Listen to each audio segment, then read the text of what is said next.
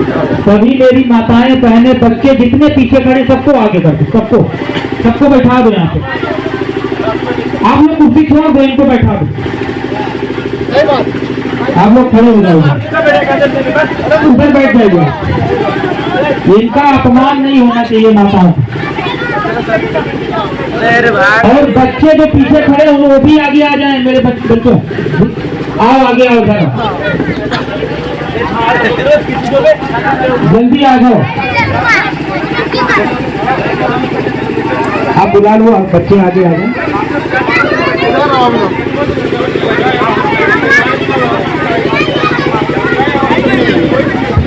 बुलाओ उनको, माताओं को जिन्होंने आपको आजादी दिया कपड़े पहनने का, बोलने का। उनका आज संविधान, उनके संविधान की यात्रा है। आप लोग पीछे हंस रही हैं, खड़ी गलत चीज है ये। चलो छोड़ो, चलिए सर। बहुजन समाज में जन्मे तमाम संतों, गुरुओं, महापुरुषों के चरणों में वंदन, अभिनंदन और श्रद्धा के सुमन अर्पित करते हुए, और इस देश की करीब आधी आबादी महिलाओं को, आप लोग हल्ला कम करें, मेरी बातों को सुनने का काम करें। खाली 2 मिनट मुझे दे देकर, हल्ला बिल्कुल ना करें कोई। इस देश की आधी आबादी महिलाओं को समता समानता देने वाले और उनके पैरों में पड़ी गुलामी की जंजीरों को काटने वाले हमारे रहबर, हमारे महापुरुष, विश्व रत्न, मैं उन्हें भारत रत्न बिल्कुल भी नहीं कहता हूँ, वो विश्व के रत्न है, क्योंकि उनको पूरा विश्व जानता है। विश्व रत्न डॉक्टर बाबा साहब भीमराव अम्बेडकर जी के चरणों में नमन करते हुए यहाँ पर उपस्थित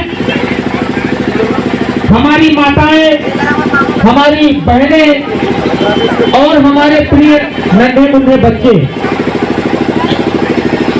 और यहाँ पर इस मंच पर उपस्थित बाराबंकी से चल के आए रामेंद्र रावत जी और हमारे बाराबंकी के जिला अध्यक्ष ज्ञानू रावत जी और बहुजन आर्मी के राष्ट्रीय कानूनी सलाहकार माननीय राजकुमार रावत जी और हमारे छोटे भाई इंजीनियर अरविंद कुमार रावत जी और हमारे बहुत ही करीबी हमारे भाई जैसे बहुजन आर्मी के पूर्व जिला अध्यक्ष माननीय शिवाजी रावत जी, और यहाँ पे झारखंड की पूरी जिला कमेटी को यहाँ पे समापन हो रहा है। तो इस अवसर पर समस्त जिला कमेटी को मैं दिल की गहराइयों से धन्यवाद देता हूँ और मेरी ये मंगल कामनाएं हैं कि जिस उद्देश्य से हमारे सभी साथियों ने, झारखंड की कमेटी ने, हमारे देवघर के जिला अध्यक्ष, हमारे झारखंड के प्रदेश अध्यक्ष माननीय ज्ञानरंजन जी, प्रदेश प्रभारी माननीय श्याम रंजन जी और हमारे माननीय पिंटू जी और तमाम वो जिम्मेदार साथी जिन्होंने आज सुबह 11 बजे से तन मन धन खर्चा करके इस बचाओ यात्रा को सफल बनाया है, इसके लिए आपको बहुत बहुत बधाई, मंगल कामनाएं। और यहाँ पर उपस्थित माताओं बहनों को मैं 2 मिनट में कुछ बताना चाहता हूँ। यहाँ पे उपस्थित हमारे प्यारे बच्चों को, साथियों, डॉक्टर बाबा साहब अम्बेडकर कौन थे, उन्होंने क्या लिखा, एक सवाल पूछूं मैं यहाँ पे जो बैठी माताएं बहनें, कौन हाथ उठाए कि बाबा साहब अम्बेडकर ने क्या लिखा जिसकी वजह से आपको आजादी मिली, बताओगे। आपके करीब में रहते हैं हमारे प्रदेश अध्यक्ष ज्ञान रंजन जी, कोई नहीं जानता। बच्चे आप बताओ क्या लिखा डॉक्टर बाबा साहब ने, कौन जानता, हाथ उठाओ। अरे वाह, वेरी गुड। हाँ, डॉक्टर बाबा साहब अम्बेडकर ने इस देश का प्यारा संविधान लिखा और वो संविधान लिखने के बाद ही हमें ये बोलने पे, जो मैं बोल रहा हूँ मंच पे और यहाँ पे जो सम्मानित साथी हमारे छोटे और बड़े भाई जो यहाँ पे बैठे हैं, इनको जो कुर्सी पे बैठने का अधिकार जिन्होंने दिया वो डॉक्टर बाबा साहब अम्बेडकर थे। उन्होंने बहुत ही विषम परिस्थितियों में, वो समय अलग था जब वो पढ़ाई किया करते थे। वो बताते हुए बहुत दुख होता है कि जब डॉक्टर बाबा साहब अम्बेडकर स्कूल जाते थे तो वहाँ के टीचर्स, वहाँ के मास्टर्स उनको स्कूल के अंदर बैठने नहीं देते थे, वो स्कूल के बाहर बैठ के पढ़ाई करते थे।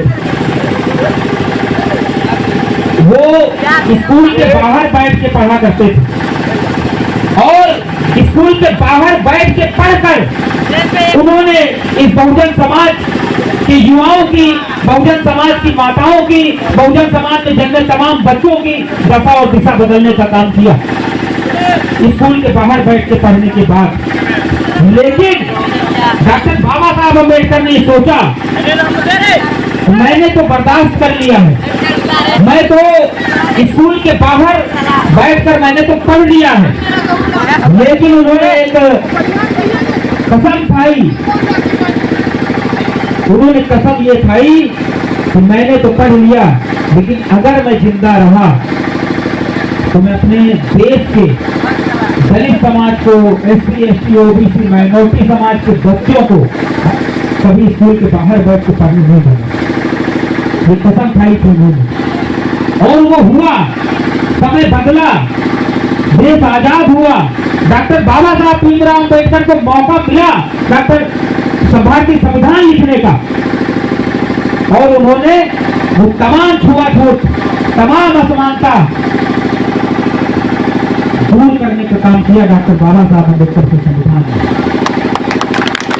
डॉक्टर बाबा साहब अम्बेडकर का जो संविधान कहता है कि इस देश का हर वो नागरिक, चाहे वो SC हो, ST हो, OBC हो, माइनॉरिटी हो, और जो वर्ग डॉक्टर बाबा साहब अम्बेडकर से नफरत करता है, जो वर्ग डॉक्टर बाबा साहब अम्बेडकर की मूर्तियों को तोड़ते हुए नहीं सकता है, लगातार पूरे भारत से खबरें आती हैं कि कहीं आज उस प्रदेश में डॉक्टर बाबा साहब अम्बेडकर की मूर्ति प्रतिमा को खंडित कर दिया, कहीं राजस्थान में खंडित कर दिया गया, कहीं मध्य प्रदेश, कहीं गुजरात में खंडित कर दिया गया। जो वर्ग देवघर में खंडित हुआ था ना, जो वर्ग डॉक्टर बाबा साहब अम्बेडकर से नफरत करता है, उस वर्ग को भी डॉक्टर बाबा साहब अम्बेडकर ने समता, समानता, बंधुत्व, भाईचारा उस वर्ग को भी दिया। ऐसे थे डॉक्टर बाबा साहब अम्बेडकर।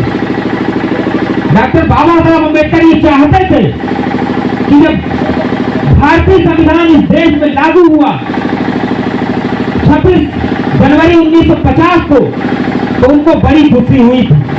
वो बहुत खुश थे। वो सोच रहे थे कि अगर जाते हैं हमारा बनाया हुआ, हमारा लिखा हुआ 2 साल 11 महीने 18 दिन में ये भारतीय संविधान मैंने बड़ी मेहनत से लिखा है, बड़ी कठिनाइयों से लिखा है, और मुझे लगता है उनको बहुत खुशी थी कि अगर ये भारतीय संविधान जिस दिन से लागू हो जाएगा उस दिन से हमारा समाज राजा बन जाएगा, उस दिन से ये हमारे लोग इस देश पे राज करेंगे। लेकिन क्या हुआ बताओ, क्या हुआ? क्या हम लोग राजा बन पाए? नहीं सर। क्या हम लोग आज भी छुआछूत नहीं कहलाए जाते हैं? माननीय अध्यक्ष जी, क्या आज भी हमारे बच्चों के साथ शोषण, अन्याय, अत्याचार नहीं होता है? होता है सर, बिल्कुल होता है। ये जरूर मान सकता हूँ कि आपके गांव में ना होता हो, आपके जिले में ना होता हो, आपके प्रदेश में ना होता हो, लेकिन डॉक्टर बाबा साहब अम्बेडकर ने एक बात कही थी कि भारत में रहने वाला समस्त बहुजन समाज हमारा भाई है। बहुजन समाज की हर एक वो माँ मेरी माँ है, ये आप जान लीजिए। इसलिए मैं कहता हूँ कि हमारे परिवार के साथ अन्याय अत्याचार होता है। आज भी डॉक्टर बाबा साहब अम्बेडकर का संविधान लागू होने के बाद भी इंद्र मेघवाल की हत्या हो जाती है। डॉक्टर बाबा साहब अम्बेडकर के संविधान लागू होने के बाद भी वहां पे रोहित वेमुला की हत्या हो जाती है। डॉक्टर बाबा साहब अम्बेडकर का संविधान लागू होने के बाद भी मध्य प्रदेश में हमारी एक बहन के शव को दफनाने जलाने नहीं दिया जाता है। मेरे साथी, मैं ये अपील करने आया हूँ आप सभी माताओं बहनों से कि यहाँ पे एक युवा तेज तर्रार नेता आपके गांव में, आपको खुशी होनी चाहिए कि डॉक्टर बाबा साहब अम्बेडकर के संविधान को पढ़ के, उनके जीवन संघर्ष को पढ़ के, उनकी तमाम जीवनियों को पढ़ के, उनकी कठिनाइयों को पढ़ के, उनके परिश्रम को पढ़ के इन्होंने इस प्रदेश को डॉक्टर बाबा साहब अम्बेडकर और नीला झंडा मूवमेंट बनाने की ज्ञान रंजन जी ने ठाना। तो आप सभी साथियों से हमारा छोटा भाई श्रवण कुमार जो यहाँ का जिला अध्यक्ष है, आपसे हाथ जोड़कर ये अपील करने आया हूँ कि आपसी द्वेष भावना को त्याग के हमारे छोटे भाई का साथ दे देना। और मैं ये वादा करके यहाँ पे जा रहा हूँ, ये पूरे गांव में, और आप लोग जहां जहां से भी इस बात को फैलाने का काम करना कि जिम्मेदारी मेरी है।